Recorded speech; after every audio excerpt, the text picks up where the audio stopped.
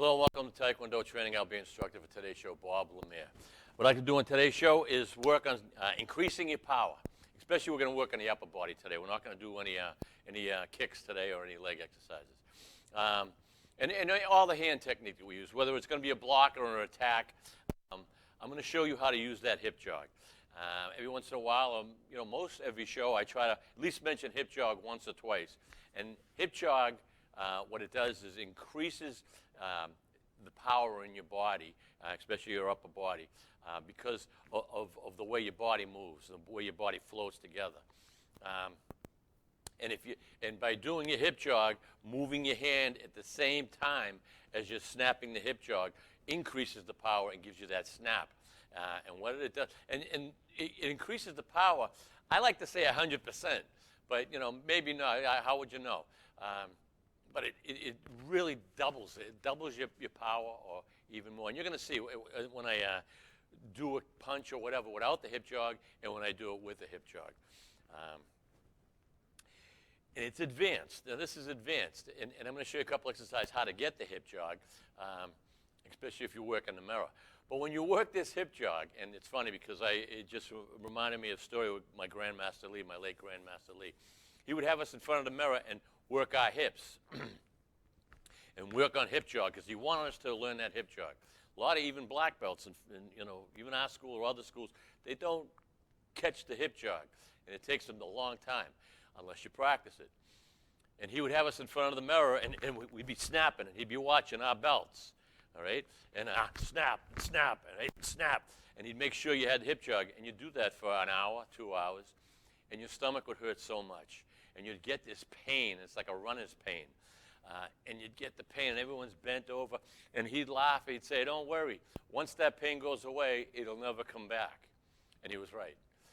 You can do it forever. It's like you've passed some kind of test or whatever in your body, and the pain goes away, or you build that muscle. I don't know what it is. But all I know is, and runners will tell you the same thing. A runner's pain in their stomach. But then every once in a while, it'll just go away. Because your body gets used to that movement. All right, so I'm just going to explain. The hip jog is, let's stay in a fighting stance, all right? And remember the fighting stance, pretty easy, all right? I can throw a punch. I could say I throw a punch this way, or a jab, or a punch, all right? All right? Say I do that. Look at it, I'm not doing a hip jog. See, I just threw a punch, and it's hard for me not to throw the hip jog. My body's so used to it. But if you throw a punch like this, look at this. There's no power. There's no movement in my body. All right? But if I throw a hip jog, watch, and I'm snapping. I'm going to snap my hip. I'm going to use my my ankles. All right? My feet, my knees, and my hip. All they're going to move. All right? And what you're going to do, all right? It's a snap. Boom. Stop. It's snapping this way, and snap. Now, when we're doing punches, my hands are going to always be up here. My hands are going to be this way. When we practice punches in the school, we're in a horse riding stance, and we can practice. Let me talk about that. That's even better. You're in a horse riding stance. Hands are out. One hand this way, nice and tucked underneath. The other one straight out. Okay? What we're going to do is we're going to turn and snap. See, we're going to turn and snap at the last second. Now, that last second is going to be that last second that the hip turns into it.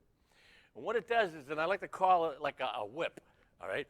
Say I had a whip and it goes, all right? It's, right? So you're snapping. So if I didn't do my hip jog, I'd be punching like this, all right? But doing my hip jog, snapping, all right? You can see it and you can feel it because everything is snapping into it. And at the last second, when you're done with your hip jog and you've thrown your whole body, so you've taken your whole body and you swung it and you're snapping. As you turn your wrist for your punch, all right, and remember your index finger and your middle finger, those two knuckles are the ones you want to punch with. If you wait till the last second turn, the power is going to generate through your body. It's not just going to be your arm, all right? So this is just my arm. But this way, it's my whole body. Boxers, you watch a good boxer, they don't go. All right? They're moving around and they're snapping. They snap. Especially a good jab. Someone who has a good jab. They snap, snap. They snap, snap, bah. All right? Uppercut. They snap the uppercut. Everything's a snap. And I always use the example, bat. You're batting. Boom. You don't bat like this, right? When you first start, your little kids go, and you look, and even if you don't ever play ball in your life, you know, this is going nowhere, all right? You're just doing this. But if you're up at bat, all right, and see, they're using the hip jog all the time. Boom, boom. Golfers, if you golf like this, I can't even do it. Right? You do that, you're going nowhere. You have to set up. Look at my hip. It's a snap. It's a snap into it. Football players, snap. They don't, you know, Tom Brady, he doesn't come back and go. He can't, you don't, he steps back and he snaps. So you learn how to generate all the power, your hands and your arms, through your body and your legs. All right? You're pushing the power. You're absorbing the power, and the way your body moves, you increase your power. So you stand in front of the mirror. All right? Horse riding stance. When we do horse riding stance, feet shoulder width apart, maybe a little more. All right? This is shoulder width, maybe a little more than shoulder width apart. Bend your knees. All right? Get into a good stance with your hands, left hand out here, right? And go slow. Look at even slow. Snap first and follow through. Snap and follow through. Boom, boom. Now, you might notice I come off my feet a little, of my heels, and I snap, and I try to get all this moving together. Boom.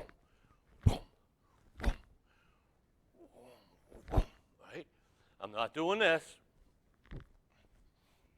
I have a hard time doing it. I haven't done it in 100 years.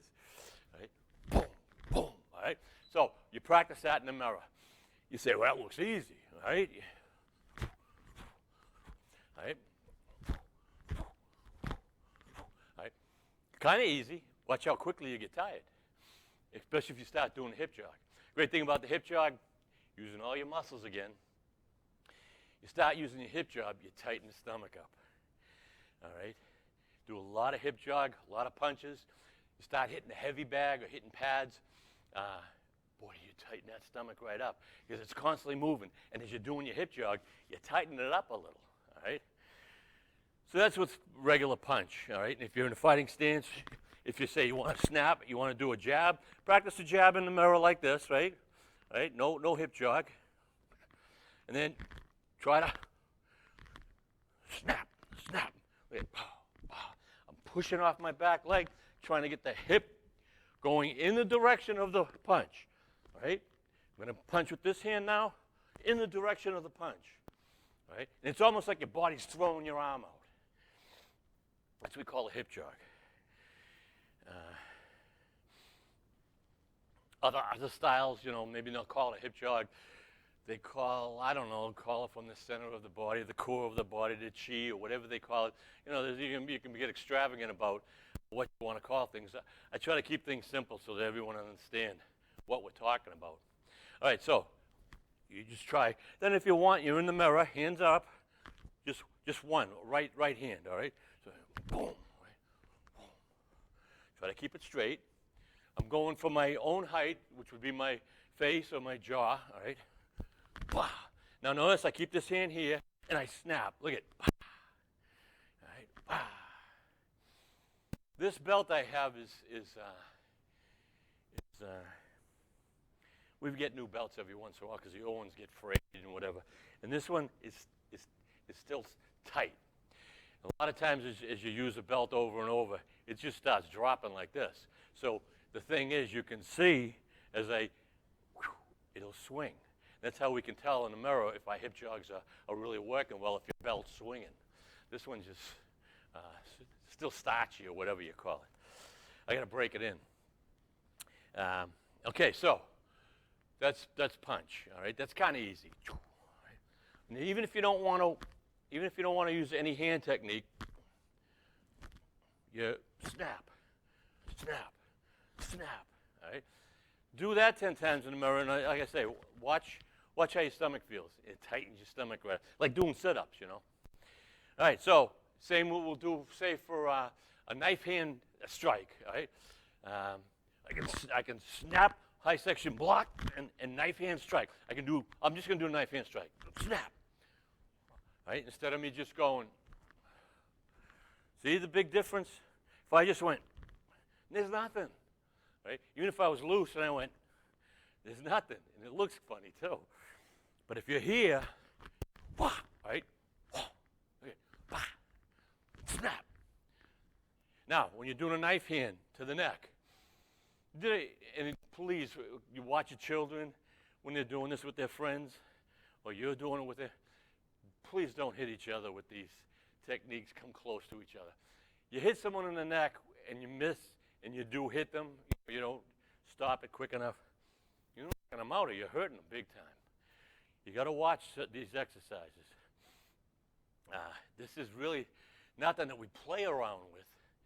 It's something we practice, even as the children. Even at the school, you see two children wanting to play around. Whoa, you stay away. You do it under supervision all the time. Nothing with no supervision, because someone's going to get hurt. And then you're going to blame me watching that guy I watch on TV showing you that stuff. So I don't want to get blamed. All right, so I'm here. I'm going to do a knife hand. See how I'm kind of opposite of my last part of my move, my strike. Right? I'm here and I snap. Here and I snap. Right? Right? Now, if I did it without my hip jog, look, that's what it looks like. But if I hear, boom, right, you can see my body snap. Right? Wow, right? Wow, wow. Right? So I'm doing that. It's a good exercise to practice.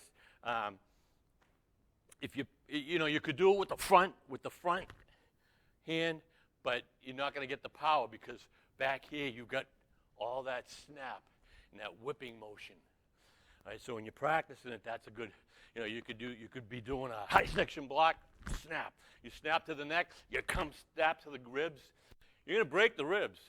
So the concentration of when I throw punches with the two knuckles, the knife edge here on my knife hand, all right, the concentration of that small area on a wide spot or a bone, and the power that you generate, all that power will hit that one spot. If I took my whole hand and slapped my rib or someone's ribs, it'd hurt, but it wouldn't really break anything. But coming in here, all right, especially the floating ribs, you break easily, break some ribs. Hit them in the neck, hit them in the forehead, the temple, cause some serious damage, all right? Again, watch what you're doing, all right? So here, you snap, you snap, snap. Right? Snap, punch. See how I came back? So I'm snap. Bah, bah. Whoa. You can see my hip going first, and I'm pushing off my leg, right? Sort of like a golfer, right? A golfer goes whoosh, right? And I go whoosh. Batter goes boom, all right? And I'm going boom, all right? Especially in sports and professional sports, any sports, and especially youngers, children, you want to show them how they can get more power, how they get more speed, more distance. And that's what you have to really think about showing them, is the hip jog. It's very loose. Your whole body is relaxed. Right? If your body's tight, there's no way you're going to get a hip jog if your body's tight. Right? Good exercise. Also, your horse riding stance again, right? Your knife hand that you're going to strike with, will be on top of your other hand. And you're gonna come out this way. You're gonna come out this way. Right? It's gonna be, all right, it's gonna be, right, hand on top, and then at the last second, see, I'm doing it at the last second, especially breaking boards and stuff, you get much more power. All right, so and if you didn't and you just kept it this way and went, you get nothing. All right, but this way, now you're in a horse riding stance. All right, watch.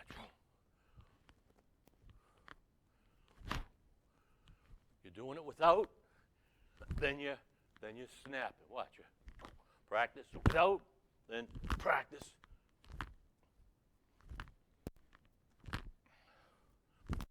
Look at, and the power that you can generate and start generating, it's phenomenal.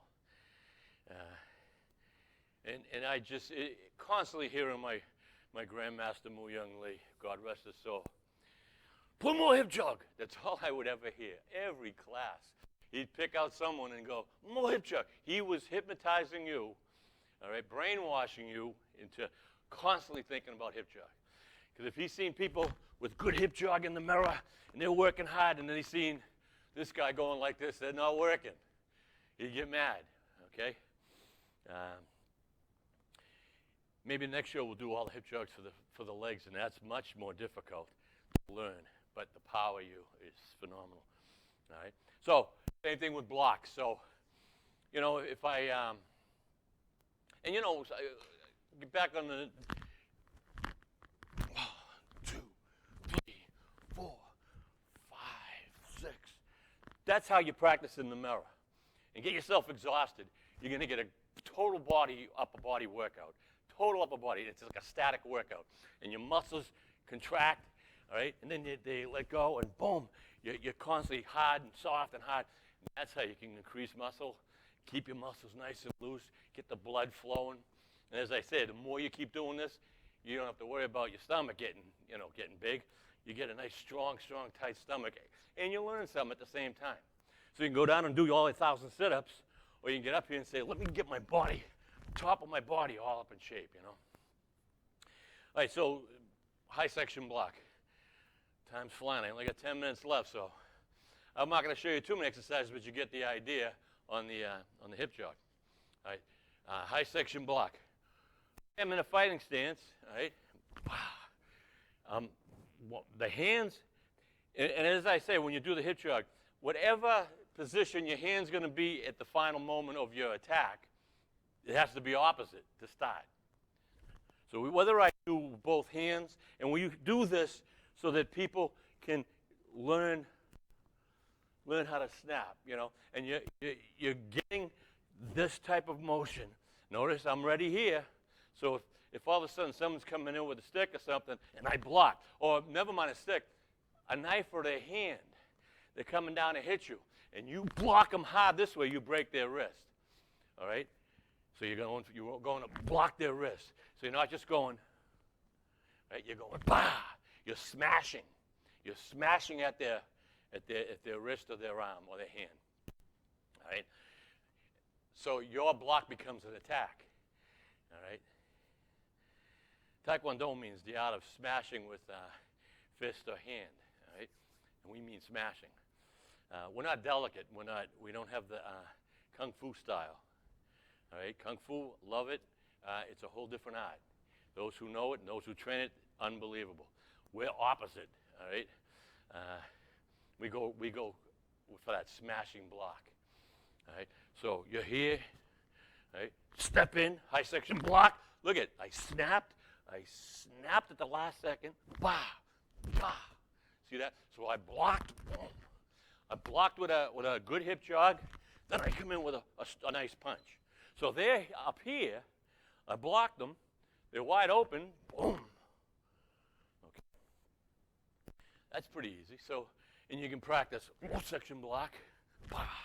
You're sparring, bah. Someone throws a kick, front round kick, front snap kick, you're not just sweeping it away, it's another move, but you're smashing. You're going to smash their toes or smash their instep. So as they throw that kick at you or your midsection, you're demolishing their instep and their toes.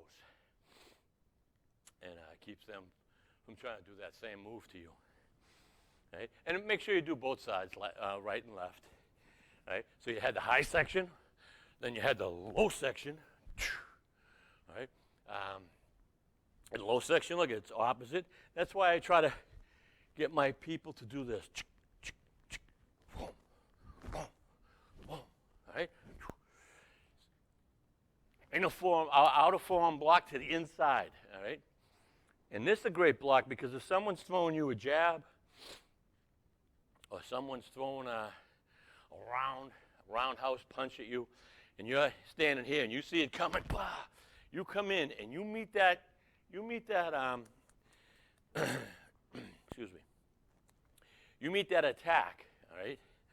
You can hit him with your whole fist, you can hit him with your forearm. You come in here, you've got the leverage now, and they might be loose. So the leverage is tight, and you're snapping, all right? You hit them, you're breaking the wrist, you're breaking their hands, breaking their fingers. You're inflicting damage on them, which you want to do if someone's attacking you. You want to stop them, and that's not going to kill them. Going to break their hand. They're not going to attack you anymore. So you're here. You see it coming. You see it coming. Look at it. I'm right here. Wow. I don't have to go long, and I don't want to start sharp. I want to cover right in front of my face. Just snap, right? They're coming in. Bah. So let them throw that jab or let them throw that. Rah, they're coming at you. Bah. Once you hit them here, bah, you come in down here. Then you come up here, and you do that hip jog each time. Now watch the hip jog.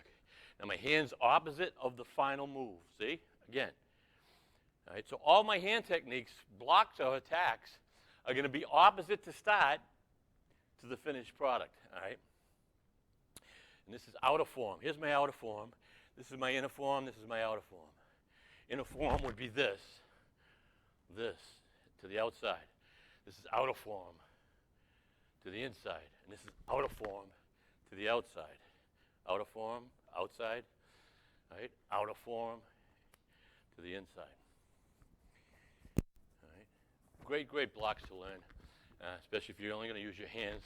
Move around, keep here. You look, you wait. The minute you see their right hand, I'm using my right, so their right hand, even if it was their left, it don't matter what they're coming in with a left jab, and I'm gonna whack that here. The minute I whack it here, I'm coming down, coming straight back up. I can do another block here, then come up with an uppercut. See, I like doing combinations. I just keep going and going and going until I lose my opponent. All right, so fighting stance. In the mirror. Look at my feet. All right? Look at my feet. Watch. My feet might touch the ground, but they soon go up off the ground. My heels. Not my feet, my heels, excuse me. All right? Now see the hand that I'm going to do the block with. Look at the knee in that. Look at how I'm pushing. I'm pushing the hip towards it. I'm pushing the knee, all right, which follows up and pushes the hip. The hip pushes your whole upper torso, right? And then you use your power. But you're using your power like a whip instead of power. Instead of tight power, tight. You're loose.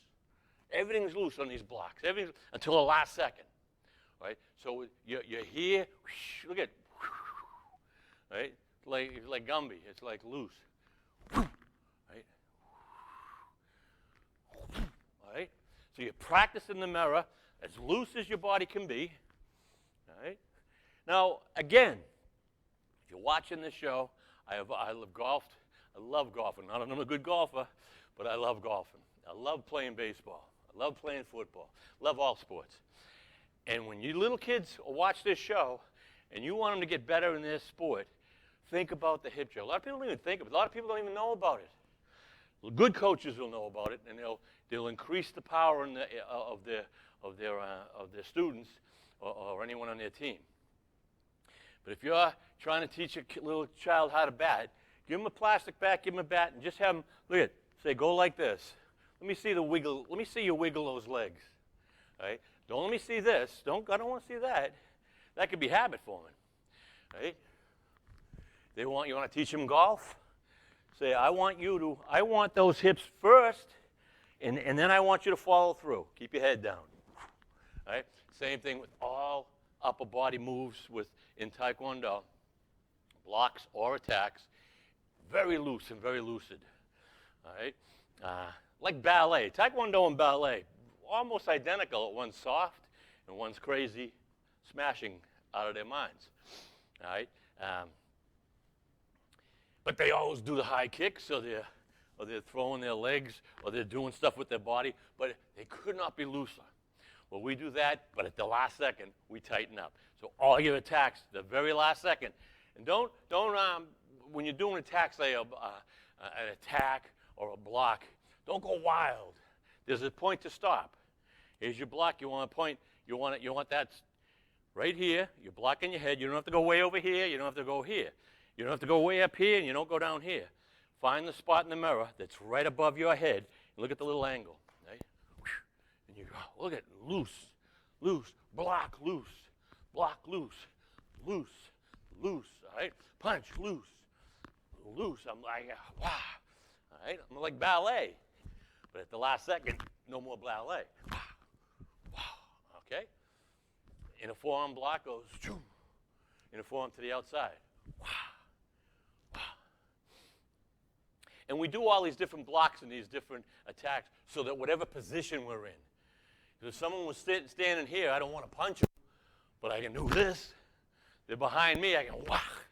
Back fist, same thing. Right? Opposite till the last second. All right? It's about all the time we have tonight. This was a good show for beginners, for novices, especially for hand technique, and to learn that hip jog. And if you practice this at home, and I challenge you all, go in the mirror, try some of these exercises. Do 10 of each, or do 10 just hip jogging. Watch. You'll be breathing hard, and you're going to feel something here. And if you feel something here, that means you're getting a workout, and that means it's working there. Till next time, have fun and train hard.